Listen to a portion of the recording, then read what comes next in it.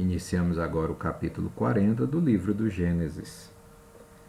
Sucedeu depois desses acontecimentos que o copeiro do rei do Egito e seu padeiro ofenderam o seu senhor, o rei do Egito. Faraó irou-se contra seus dois eunucos, o copeiro Mó e o padeiro Mor, e mandou detê-los na casa do comandante dos guardas, na prisão onde José estava detido. O comandante dos guardas agregou-lhes José para que o servisse, e ficaram certo tempo detidos. Bom, só uma explicação rápida aqui. Quando nós ouvimos que copeiro Mó e padeiro Mó eram pessoas importantes para o rei, no caso o faraó. Por quê? Muito simples. Quem prepara a comida de um rei tem que ser alguém de profunda confiança. Por quê? Naquela época era muito comum, quando se queria eliminar alguém, envenenar a pessoa.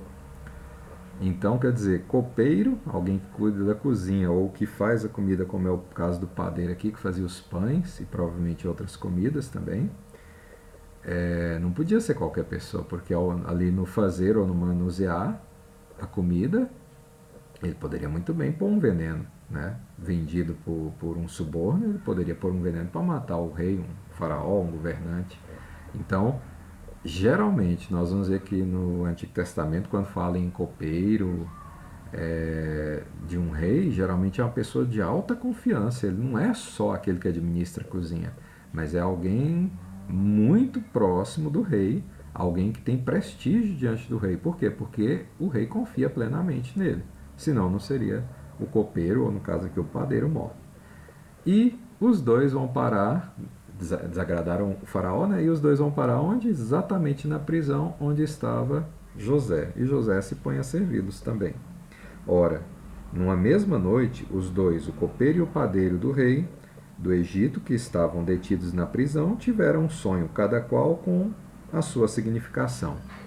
De manhã, vindo encontrá-los, José percebeu que estavam acabrunhados e perguntou aos eunucos do faraó, que estavam com ele detidos, na casa de seu senhor: por que tendes hoje o rosto triste? Eles lhe responderam: tivemos um sonho e não há ninguém para interpretá-lo. José lhes disse: é Deus quem dá a interpretação, mas contai-mo.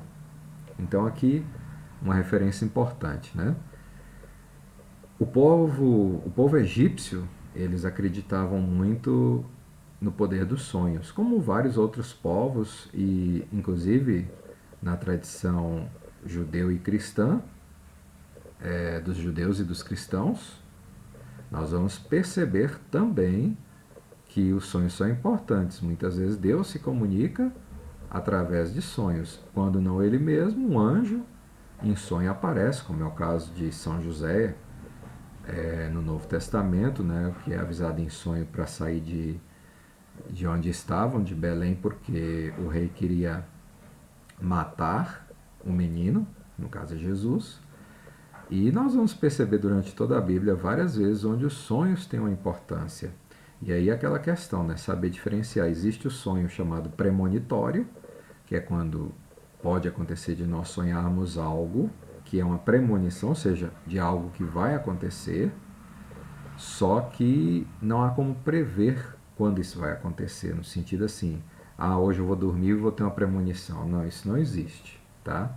Se alguém disser que faz isso, é charlatanismo, é mentira. Por muito tempo, quando ele foi vivo, o padre Quevedo desafiava alguém a fazer um fenômeno paranormal e pagaria 100 mil em dinheiro para a pessoa se ela provasse que era possível fazer um fenômeno paranormal, no caso uma premonição é um fenômeno, com hora marcada. Nos Estados Unidos também tinha um filósofo ateu, não me recordo o nome dele agora, mas que também fazia a mesma oferta, só que até maior, né?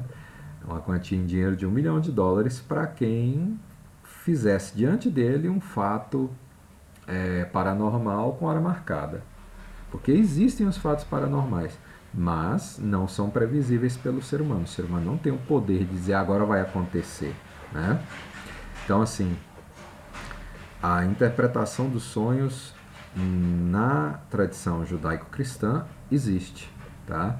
Mas nós nem sempre vamos ter o conhecimento de como saber interpretar esses sonhos, como o próprio José apresenta aqui um ponto da teologia, tanto judaica quanto cristã. A Deus é que é dado a interpretação dos sonhos. Mas como ele era alguém querido por Deus, então ele se arrisca a ouvir os sonhos para dizer o que eles significavam. E aí acontece, né? O copeiro Mó narrou a José o sonho que tivera. Sonhei, disse ele, que havia diante de mim uma videira, e na videira 3 ramos, deram brotos, floresceram, e as uvas amadureceram em cachos. Eu tinha na mão a taça do faraó. Peguei os cachos de uva, espremi-os na taça do faraó e coloquei a taça na mão do faraó. José lhe disse: Eis o que significa. Os 3 ramos representam 3 dias. Mais 3 dias e o faraó te erguerá a cabeça e te restituirá o emprego. Colocarás a taça do faraó em sua mão, como outrora tinhas o costume de fazer, quando eras seu copeiro. Lembra-te de mim quando te suceder o bem, e sê bondoso para falares de mim ao faraó, a fim de que me faça sair desta prisão. Com efeito, fui arrebatado da terra dos hebreus, e aqui mesmo nada fiz para que me pudessem prender. Então, José ouve o sonho e o interpreta. E aí, mais uma vez, o favor de Deus. Deus permite a José compreender o significado do sonho para quê? Para que ele pudesse ser libertado daquela prisão. Apesar de estar sendo bem tratado, mas ele estava injustiçado, estava preso, longe de sua família, numa terra estrangeira. O que nenhum bom hebreu gostaria, né? Estar longe de sua terra. O padeiro Mor viu que era uma interpretação favorável e disse a José: Eu também tive um sonho. Havia 3 cestas de bolos sobre a minha cabeça. Na cesta mais alta havia todos os tipos de doces que o faraó come, mas as aves o comiam na cesta, sobre a minha cabeça. José respondeu assim: Eis o que significa as 3 cestas. Representam 3 dias. Mais 3 dias ainda, e o faraó te erguerá a cabeça, enforcar-te-á, e as aves comerão a carne acima de ti. Então, um sonho foi um bom presságio, o outro um mau presságio, né? E aos 2 sonhos, José dá a interpretação. Efetivamente, no 3º dia, que era o aniversário do faraó, este deu um banquete a todos os seus oficiais e soltou o copeiro Mor e o padeiro Mor no meio dos seus oficiais. Ele reabilitou o copeiro Mor na copa real, e este colocou a taça na mão do faraó. Quanto ao padeiro Mor, enforcou-o como José lhe havia explicado. Mas o copeiro Mor não se lembrou de José, ele o esqueceu. Então os sonhos de José se dão, os sonhos do copeiro e do padeiro Mor dão cumprimento conforme a interpretação de José, e o copeiro não se lembra mais, não tem a lembrança de pagar a dívida de gratidão para com José, e José continua então ali na prisão. Mas os sonhos se concretizam. Então, para encerrar essa parte de sonhos, é importante nós termos essa consciência. Existem sim os sonhos premonitórios. Deus ainda pode hoje falar através dos sonhos? Sim.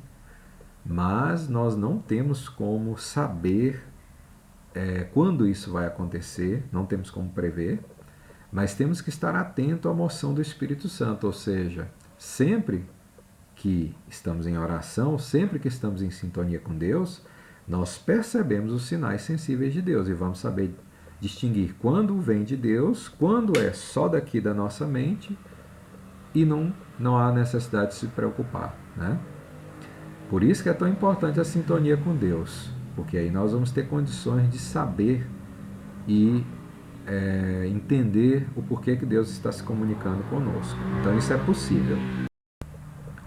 Isso é possível, mas não no sentido supersticioso, como algumas pessoas já correm, pegam dicionários de sonho, sonhar com tal coisa significa tal coisa. Não é isso, tá bom? É simplesmente nós termos a sensibilidade de, quando perceber que um sonho pode ser um sinal de Deus, pedir ao próprio Deus, como José mesmo afirma aqui na Sagrada Escritura, a interpretação, ou seja, entender o porquê daquele sinal. E somente esse o significado que um sonho pode ter para a nossa vida, né? Se vem de Deus, pode ser uma premonição, ou um aviso de Deus para alguma coisa, ou como já aconteceu com alguns santos, sonhar com pessoas que haviam morrido e que estavam no purgatório sofrendo. Deus permite para que aquelas pessoas recebessem as orações dos fiéis vivos e pudessem ser libertos das penas do purgatório. Então, nesses casos é que nós podemos falar em sonhos, como aviso de Deus ou como também premonição de acontecimentos futuros. Mas nunca correu o risco de sair correndo aí atrás de manuais na internet ou mesmo de manuais impressos de interpretação dos sonhos. Para nós isso não faz sentido nenhum, tá? É só mesmo com sintonia com Deus que nós podemos talvez compreender quando Deus nos fala através de um sonho. Então, aqui nós terminamos mais um capítulo, capítulo 40. No próximo vídeo continuaremos a partir do capítulo 41.